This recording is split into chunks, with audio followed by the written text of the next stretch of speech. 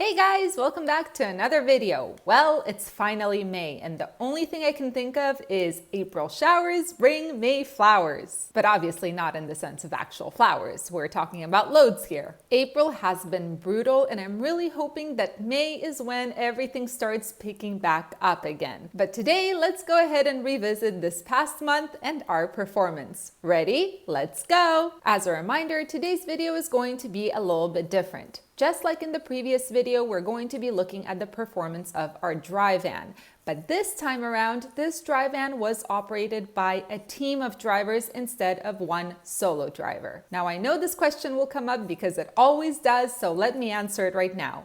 In the expenses, you will not see driver salary, payroll taxes, workers' compensation, insurance, none of that.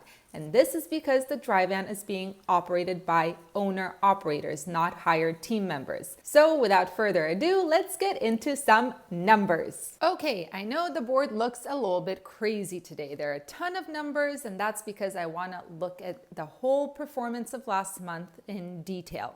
So let's start with the income. The first thing you'll notice is these are the dates, the pickup dates for the loads, the rate for the loads, the miles, and the rate per mile. Now, the miles include the deadhead miles already. So as you can see, for example, on April 2nd, we grabbed a load, $1,315 for 413 miles, $3.18 per mile. There are a few things I want to point out. For example, right here, this number, $0.79 per mile, $150 for 190 miles. This was Tonu, so that is why the rate per mile is so low. It was just Tonu, truck ordered, not used. Now, another thing I want to bring your attention to is look at the $1.64.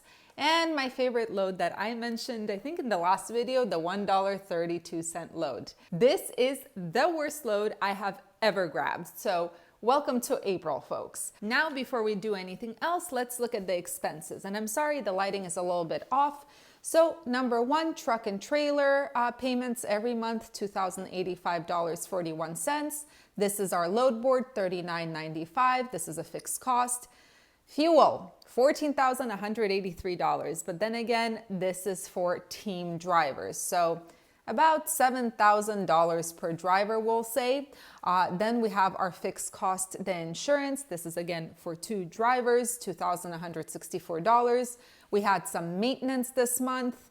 Then we had permits, $70, taxes, because IFTA taxes, all those quarterly taxes were due, plus the LLC tax was due on April 15th. So it all goes into taxes, $1,053. And then there are tools, $1,523.75. These are things like tools for the truck and also any parts that we bought for the truck to get it maintained or serviced. So those are our expenses. Now, what I also did is I decided to calculate approximately the cost per mile. So the biggest cost per mile, of course, is the fuel. It's about 65 cents per mile, and that's just the fuel cost. Everything else is pretty okay. Obviously, the load board is not 0 cents per mile. It's just 0.000 some cents per mile. Same thing goes for the permits.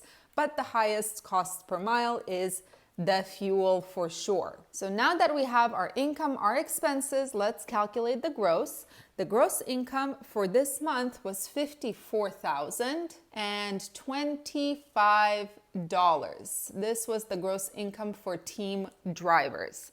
Now, in terms of expenses, the total expenses this month were $22,223.20. Interesting number, 222232. I wonder what it means. So the net income gross minus expenses was $31,801.80.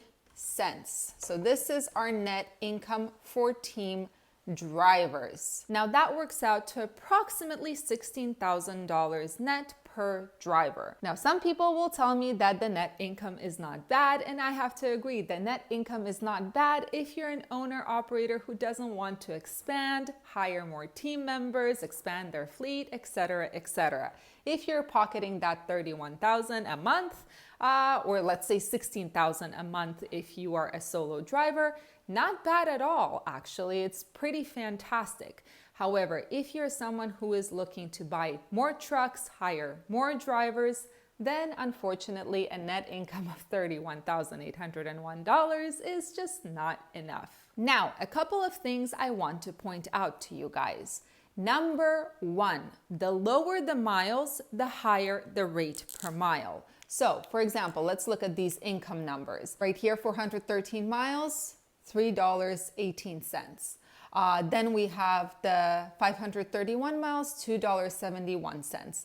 190 miles, we made less than $1,000 per day, but still $4.79. Now let's look at the long loads. 2,706 miles, $2.29. And you can just check this all out and you will see that the longer the load, the less the rate per mile.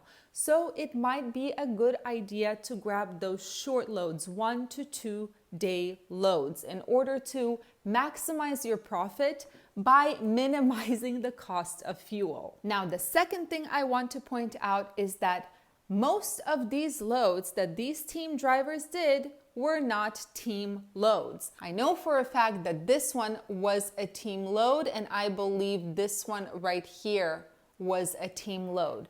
But most of these loads were solo loads. So what I had to do is find solo loads that could be delivered earlier for a good price. Something I was surprised to learn is that there are actually not a lot of team van loads on the market, at least not as many as reefers, but it makes sense. Reefer cargo does expire. Reefer cargo has a shortened shelf life, so very often you need that cargo to be delivered ASAP. The same cannot be said about a dry van. So if you have a dry van team, make sure to look for solo loads in case there are no team loads out there. And just make sure that the delivery appointment is either first come, first serve, or can be delivered earlier. The third thing I realized is the fact that when you do find a team load for a dry van, it actually pays less dollars per mile than the same lane for a solo driver. Why this happens, I have no idea. Maybe it has something to do with the fact that that load is being delivered earlier. So the broker and the shipper assume that you're just going to make more money that way a month because you're delivering that load earlier. But the problem is you still have that fuel cost, which is 65 cents per mile. And that leads me to point 4, and that's the fact that obviously the cost of fuel is the highest cost within these expenses. So what do you do to keep this fuel cost down? Obviously, you can't go to a pump and tell them to change the price, but what you can do, this is the number one thing you can do, is limit those deadhead miles. Those empty miles just end up wasting your fuel. Anyway, I hope this video and this more in-depth analysis this month was helpful to you guys, and I will see you all in the next video.